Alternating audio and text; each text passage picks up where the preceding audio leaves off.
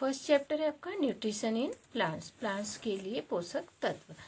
In class 6 you learn that food is essential for all living organism. Class 6 में हमने पढ़ा कि भोजन सभी के लिए, जितने भी लिविंग ऑर्गेनिज्म है उनके लिए आवश्यक है। You also learn that carbohydrates, proteins, fats, vitamins and minerals are components of food. हमारे भोजन में ये डिफरेंट टाइप के कंपोनेंट्स होते हैं, carbohydrate, proteins etcetera.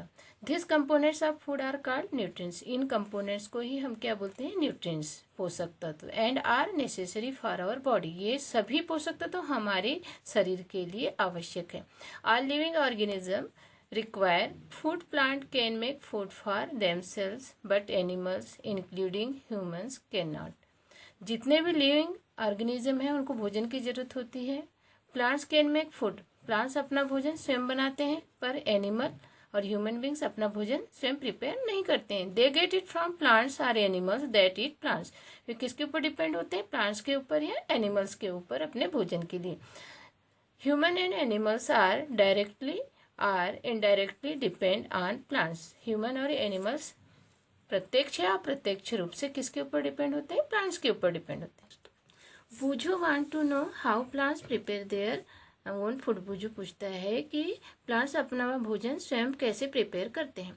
Mode of nutrition in plants, plants में न्यूट्रिशन का मोड क्या होता है? Plants are the only organism that can prepare food for themselves by using water, carbon dioxide and minerals. Plants एक अकेले organisms है जो अपना फूड फॉर्मेशन स्वयं करते हैं, water, carbon dioxide and minerals की प्रेजेंस में। The raw materials are present in their surrounding, और ये रॉ मटेरियल इनको अपने चारों ओर से मिलता है। The nutrients enable living organism to build their bodies. जो न्यूट्रिएंट्स हैं वो लिविंग ऑर्गेनिज्म के लिए बॉडी बिल्ड करने का वर्क करते हैं। To grow, to prepare damage parts of their bodies and provide the energy to carry out life process.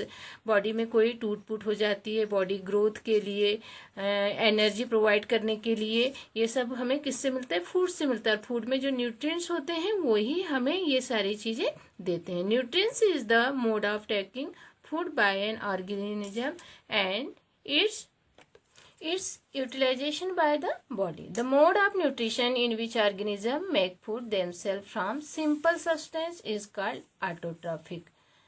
Auto means self or troph means nourishment, nutrition.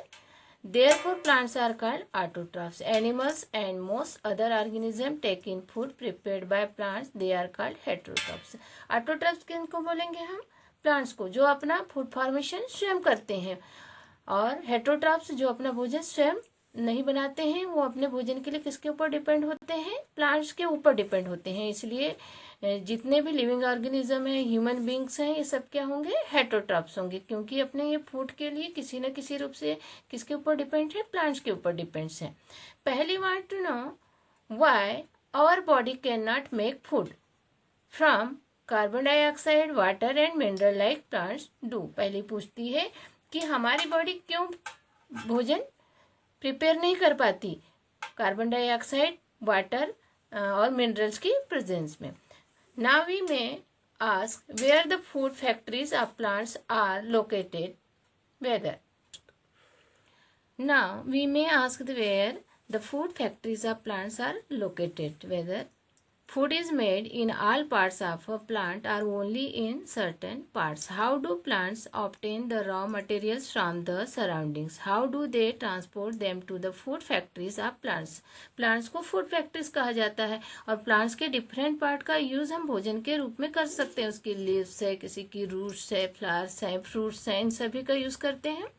Photosynthesis, food making process in plant, plant में जो प्रकाश संश्लेषण की process के द्वारा भोजन बनाने की जो क्रिया होती है वो है photosynthesis, food making process in plants. Leaves are the food factories of plants, plants में जो पत्तियां होती हैं वो फूड फैक्ट्रीज का काम करती हैं। Therefore all the raw materials must reach the leaf, जितने भी रॉ मटेरियल है वो सब कहाँ पहुंचते हैं? लीफ तक पहुंचे।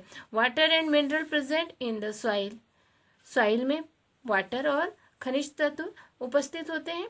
तो soil are absorb by the roots and transported to the leaves. Soil root से इन वाटर और मिनरल्स को एब्जॉर्ब करती है और उसको लीव्स तक ही पहुंचाती है। Carbon dioxide from air is taken in through the tiny pores present on the surface of leaves. Leaves की सरफेस के ऊपर छोटे छोटे छिद्र होते हैं।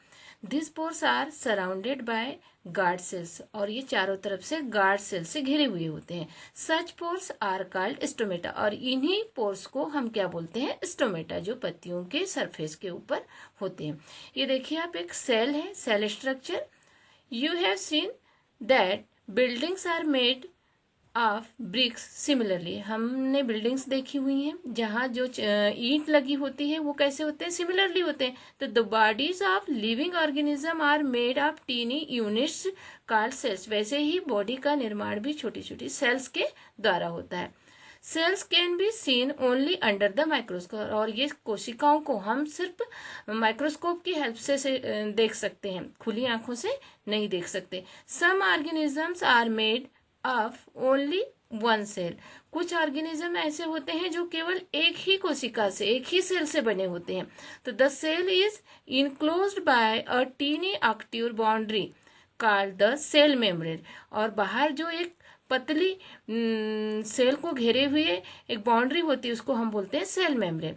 Most cell have a distinct centrally located spherical structure called the nucleus, और सभी सेलों के बीच में, जनरली मोस्टली सेलों के बीच में एक राउंडेड शेप में न्यूक्लियस होता है सेंटर में। The nucleus is surrounded by a jelly like, और न्यूक्लियस के चारों ओर, केंद्रक के चारों ओर जेली के लाइक एक सब्सटेंस होता है जिसको बोलते हैं साइटोप्लाज्म। ये है सेल स्ट्रक्चर।